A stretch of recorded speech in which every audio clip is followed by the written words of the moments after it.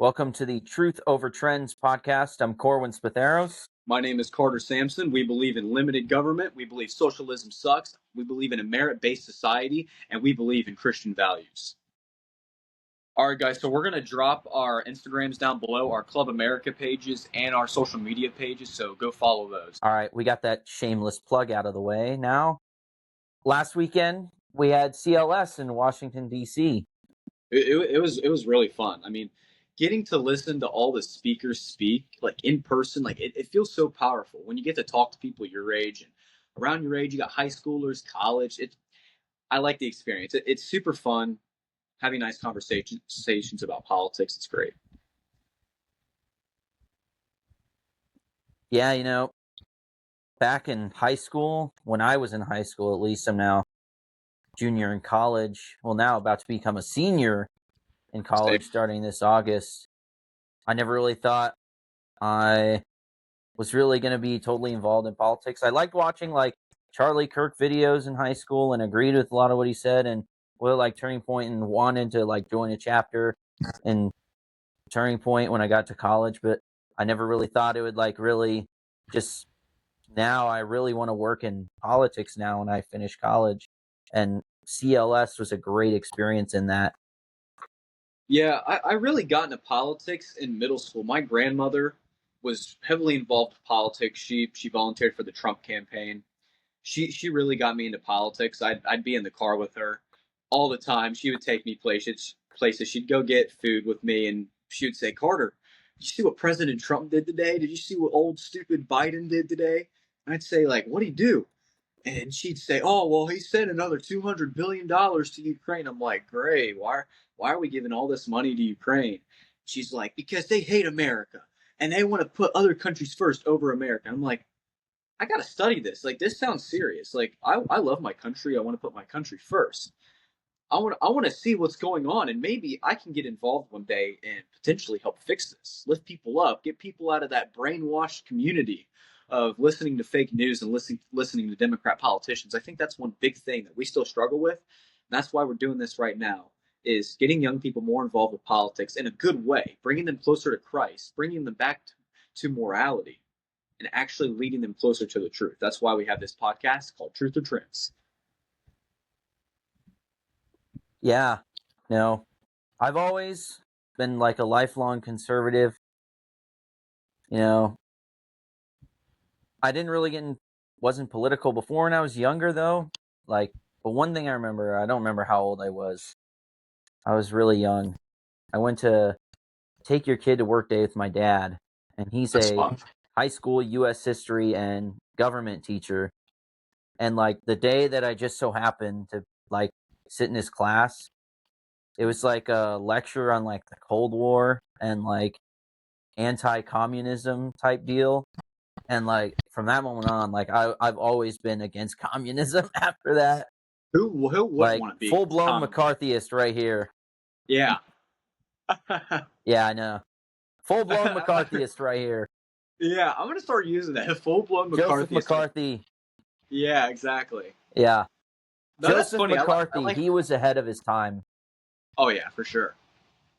Like that's so funny. Like I feel like I would use that, like, I don't know, analogy joke. Like, and if I'm talking about communism, like, of course, as a capitalist conservative, I don't know, like, we don't like communism.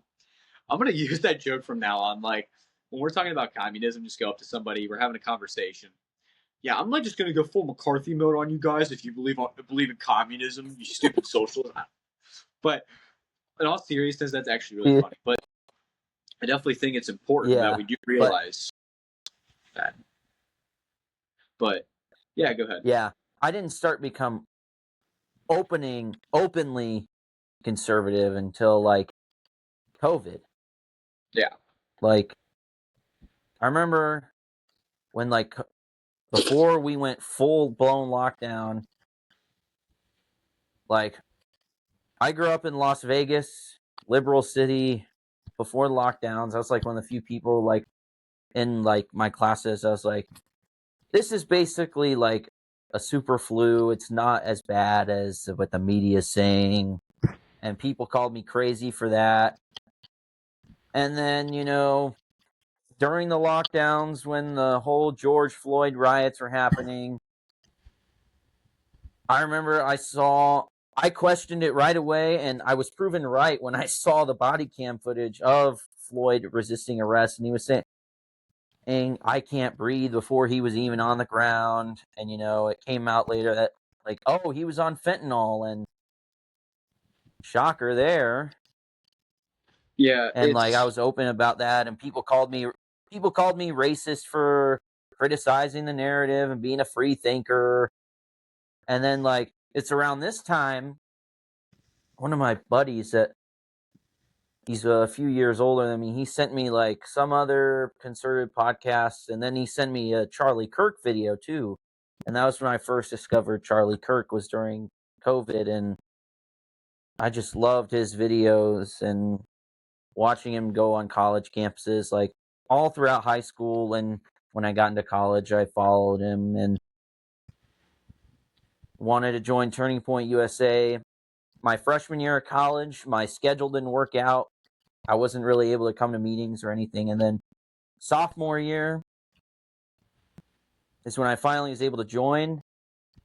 And, like, basically, we had no members at this time. It was like the first meeting of the 2024-2025 school year.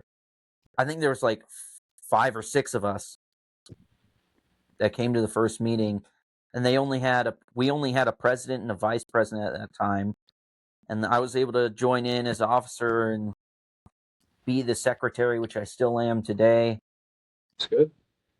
Here, coming into my senior year, and we've kind of built our chapter to the ground up. We've hosted a couple of speakers. We hosted Paula Scanlon just this past spring, and that was a very good experience. And I got to go to America Fest this year. Yeah, I think I want to go back to what you said about George Floyd. I just want to cover something real quick. He could, when we say he can't, when he said he couldn't breathe, well, if you couldn't breathe, you wouldn't be shouting, "I can't breathe." Right? You need to be able to breathe in order to yell something. You can't, like, if I hold my breath right now, like, if I wouldn't be able to yell, I wouldn't be able to talk. My mouth would be like, my voice would be motionless.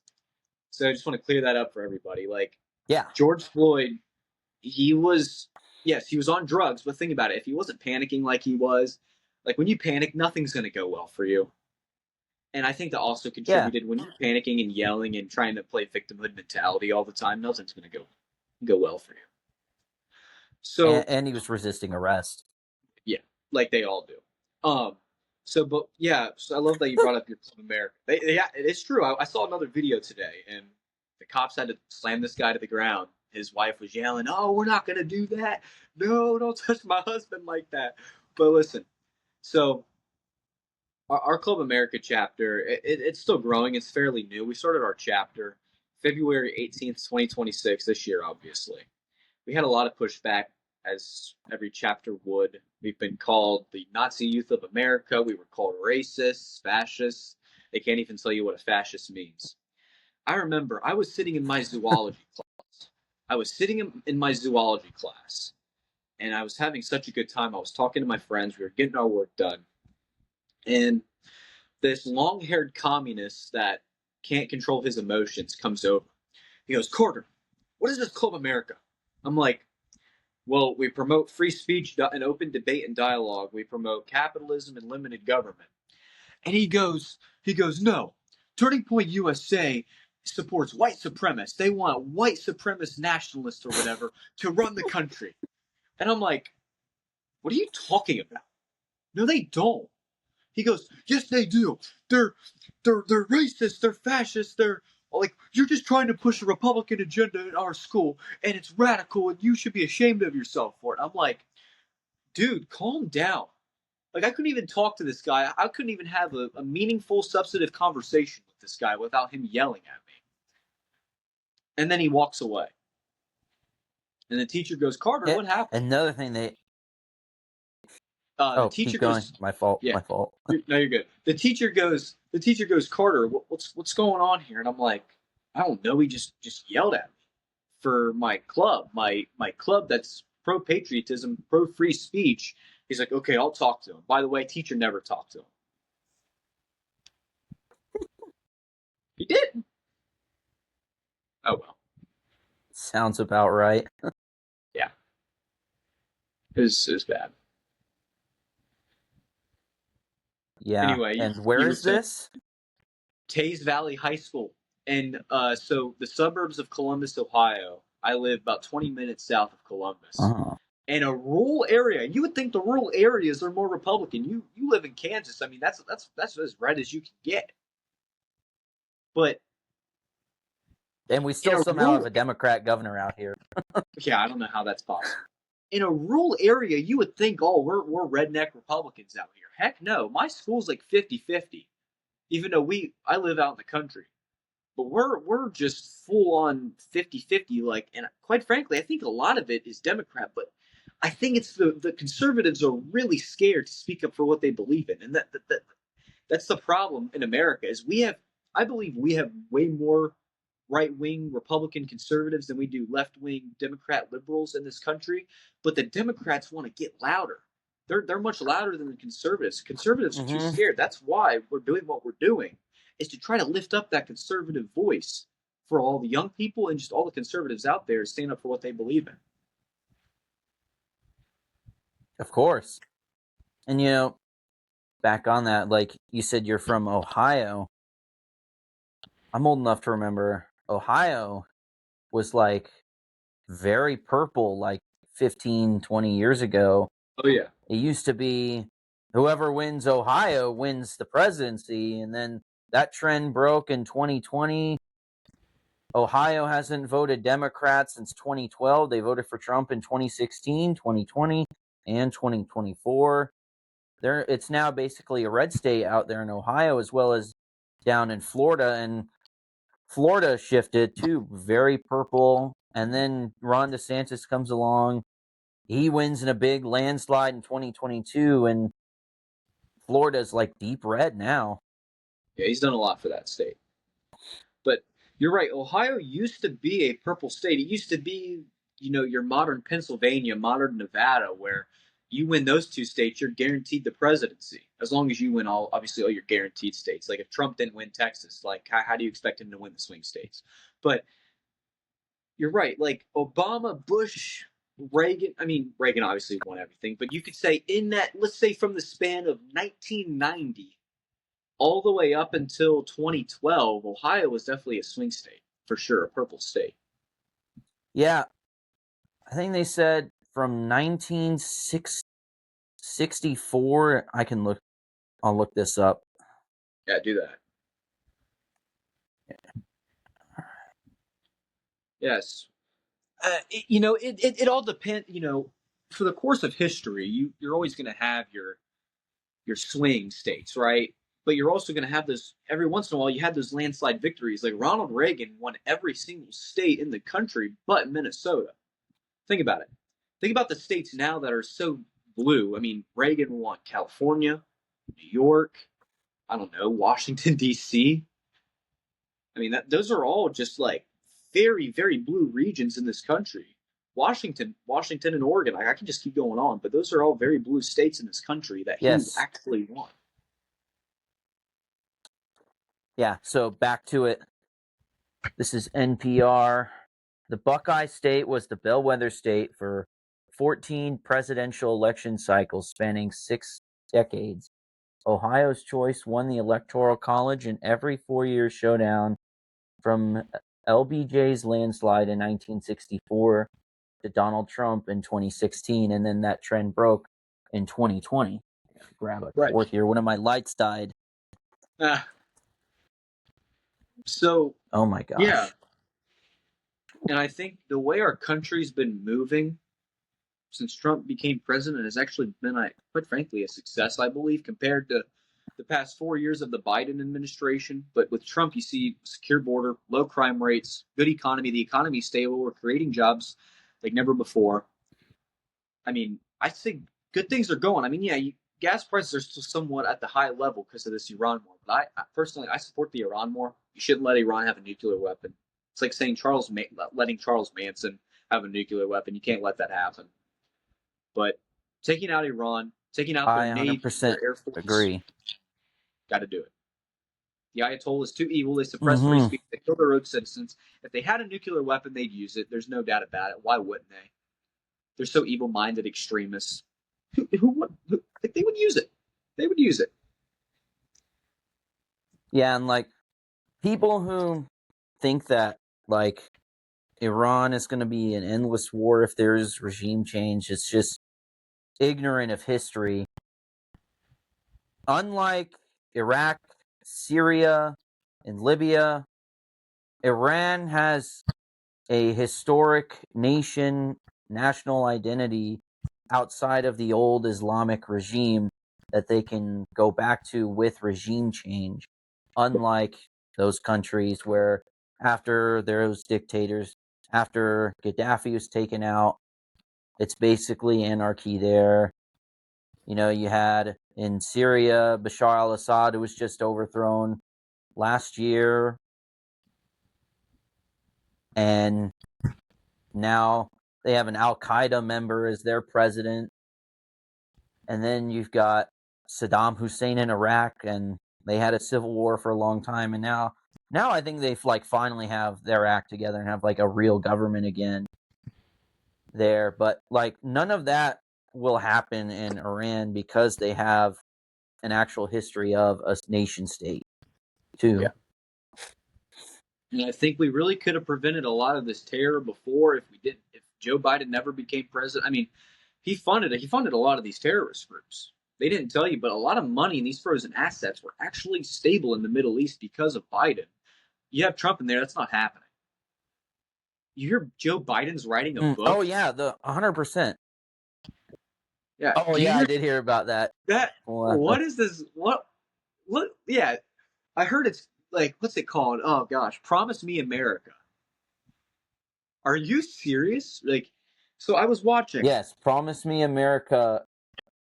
Supposed to come out on November 17th, 2026. Let me tell you what, I am And buying he's that going to book. be talking about his presidency. Yeah. So I actually watched the video yesterday of Joe Biden explaining. He was at his Delaware home. He looked crippled and old as ever, unfortunately. I mean, why did we abuse the elderly? But he was talking about the book, and he was like, America, I'm writing a book for you, and we're gonna talk about all the stuff all the tough decisions I made as president. You mean the auto pen? Anyway, it talks about how we got the economy back on its feet from COVID, our broken economy. Talked about how we gave equal rights to everybody and infrastructure. Joe, just go to sleep. Just go up to the bed and have your mommy Jill Biden tuck you into bed. I mean, come on. But he had to have had a ghostwriter write that. He did not write. You really think Joe Biden is qualified to write a book right now? No. What? Like, that's so hysterical. I'm gonna read this book. What I'm gonna do? Post this. I'm gonna post this on YouTube or Instagram or whatever. We can talk about it on the podcast as well. You should do this too. We should both buy the book and read it. And we're just gonna after each couple chapters or whatever the case, we can post a video on talking about the lies in each chapter and just debunking the hell out of it. Yeah, be like, that'd be the funniest thing ever. Debunking all of Promise Me America. Yeah, because let me tell you what. Under Joe Biden, we had the highest inflation in 40 years. Under Joe Biden, we had a border that was left wide open where 15 to 20 million illegal immigrants flooded our country, killed and raped a bunch of American souls, jacked up housing prices, and just completely robbed our Medicare, Medicaid, and Social Security systems. Like it was bad, and it's still happening. I mean, we're exposing all the fraud, but it's still happening. You had the Russia-Ukraine war start. You had the attack on Israel October 7th. That really kickstart war and hell and chaos in the Middle East. I mean, you just had more division. That's what you had. I could go on and on, but the Biden administration really crippled our country. They robbed it. They devalued what it meant to be an American. Like a lot of people were demoralized as hell. from what the Biden administration did. I mean, gas prices also freaking skyrocketed because on day one, Joe Biden signed a ton of executive orders reversing Trump's border policies, his energy policies. He canceled the XL Keystone pipeline, which created so much jobs and actually created a system where you could actually transport oil more efficiently from the north, where Enwar, Alaska, and the Canadian area, all the way down to Mississippi. We were no longer energy independent under Really? Joe. We were energy dependent under Joe Biden. It was terrible. 100%. And another thing, like back on Iran, when during Trump's first term, Iran was like broke and unable to fund any terrorist groups. Nobody took Iran seriously during Trump's first term. And then Biden took over, and now they're funding all these terrorists. And now we have to over course correct back to get Iran back in line how things were during Trump's first term. Right. Because we took out ISIS. There was peace in the Middle East. You had the Abraham Accords that Trump signed. Iran was not doing nothing. They were not doing nothing. They wouldn't have attacked. They wouldn't like Hamas, fund. It's all through a fund. It's a tunnel of funding. You have China funding Iran. You have Iran funding Hamas, and then all those militia groups get together and wage war on Israel. Now, I don't think Israel hasn't been the most transparent. We can all admit that. No country's going to be as transparent as we want to. That's common sense. It's politics. The leaders are corrupt. But the point is Israel has a right to defend themselves. They would have never invaded if Trump was president. But hey, maybe this was meant to be. God, we got to follow God's commands. Everything happens for a reason. God has a plan. Maybe this actually exposed the Democrats even more. Like, yeah, sure, Biden becomes president. He serves his 4 years. He screws everything up. Before that, you had Trump had a prosperous economy, a secure border. We had world peace. Everything was rocking good. You have that. Then you have Biden that screws everything up. Then Trump comes back. You have the great American comeback. Maybe that was meant to be. That's what I think. Biden did not win the election. And yeah, there was a lot of shady things going on in 2020.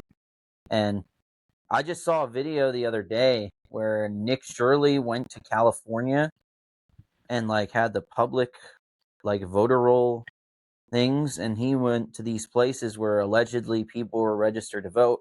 And in California state law, your voter registration has to be at your actual place where you physically lived. And when Nick went to these places, they were a bunch of P.O. box storage houses where these aren't residences, and all these ballots were being sent here. And then on top of that, he was visiting these people where it's their voter registration said they were 100 years old, and he asked them, and the people were that's not right. And then it was he's yeah, it says here that you voted in 50 elections.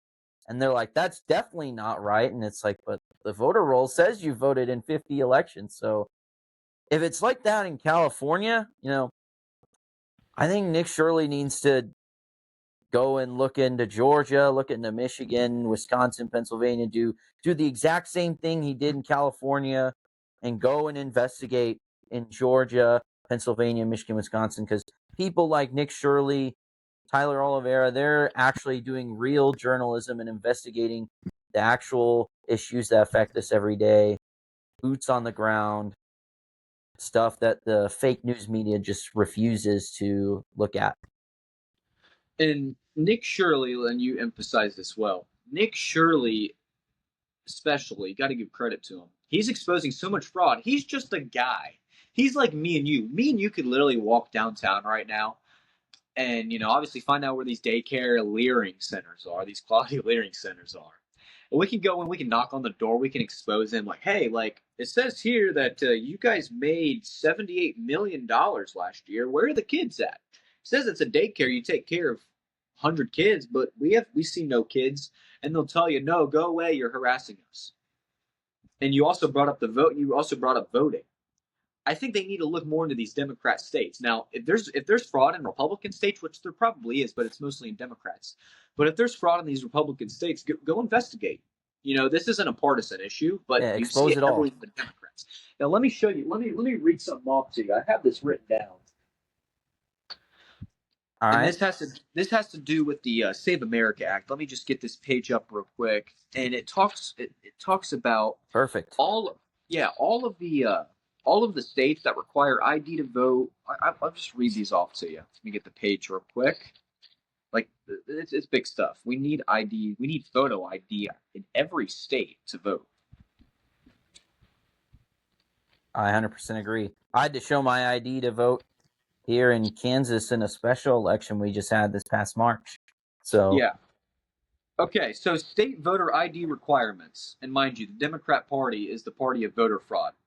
So the states that require photo ID to vote, you have Texas, Republican, Ohio, Republican, Montana, Republican, Idaho, Republican, South Dakota, Republican, Nebraska, Republican, Kansas, Republican, Missouri, Republican, Arkansas, Republican, Louisiana, Republican. Wisconsin's kind of on that edge, could be Democrat, could be purple, Republican.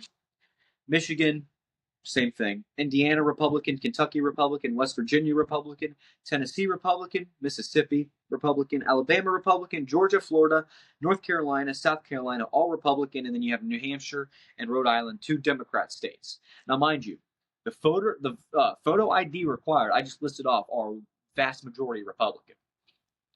Now, here are the states that require ID to vote, but not photo ID.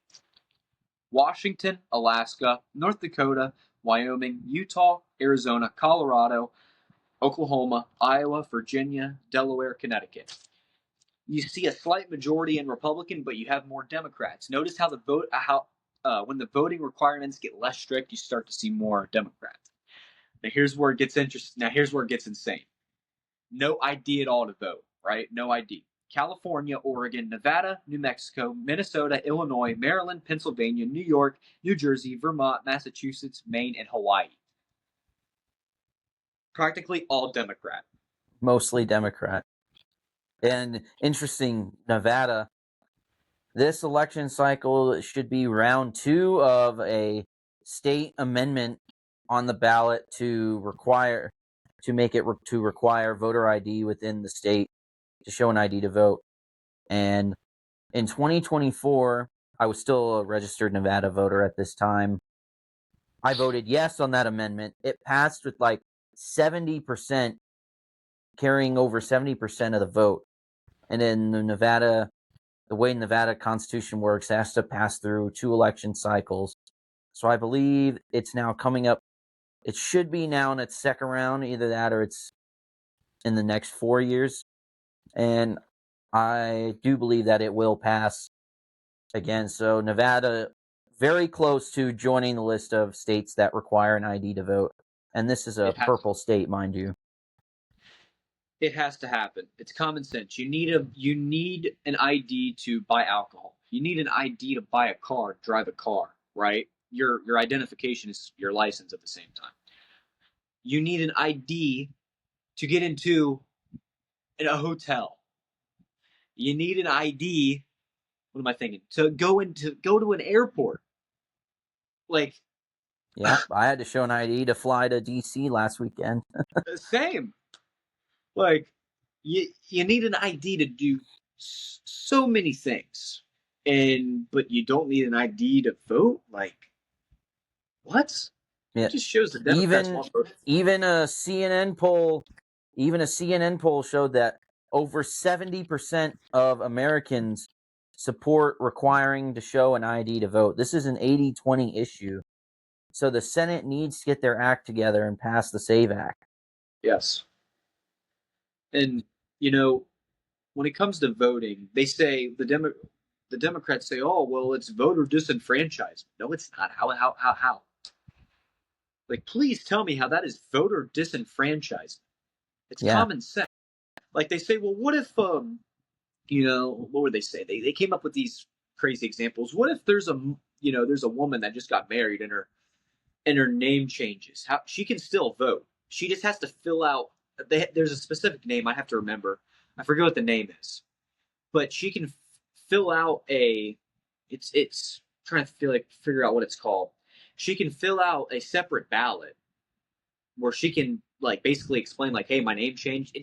It takes somewhat extra precaution to get her vote through, but her getting her name changed does not prevent her at all from voting. It does not.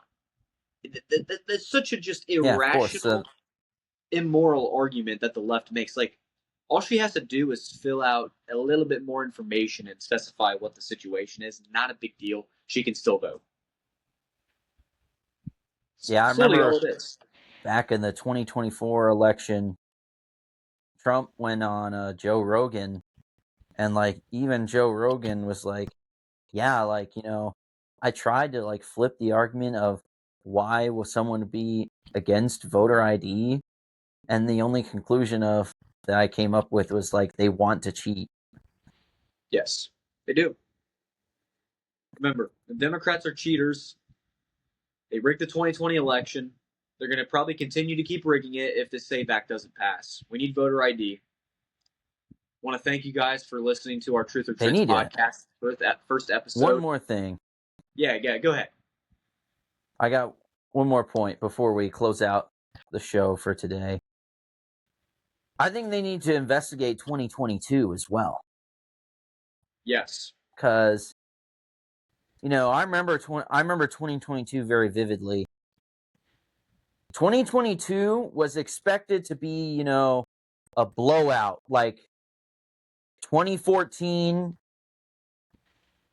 Democrats absolutely got demolished in the 2014 midterm. They got destroyed in the 2010 midterm. 1994 with the Newt Gingrich Republican Revolution during the Clinton years. Like, all signs were pointing to that in 2022 with just how bad things were going. Like, crime was at an all-time high. The border crisis was at its worst in late 2021, early 2022. Like, there definitely was something going on in 2022 as well. Because I just don't buy that we underperformed that badly in 22 with the House and still losing the Senate too. I just don't buy it. And you're right. And like you brought up, seeing the trend of a decline in American positivity, like you said, crime rates, you had inflation, all that. You really think the people are they're gonna see like, hey, well, maybe Joe Biden isn't the answer. We should probably vote in Republicans in the House and the Senate. It doesn't add up. It really doesn't. But we want to thank you guys for watching our first episode of Truth or Trends podcast. We'll have some great stuff coming for you in the future. And let's just say we love America. We love Charlie Kirk. We love this nation. We're patriots. We love freedom. Thank you guys for watching. USA. USA.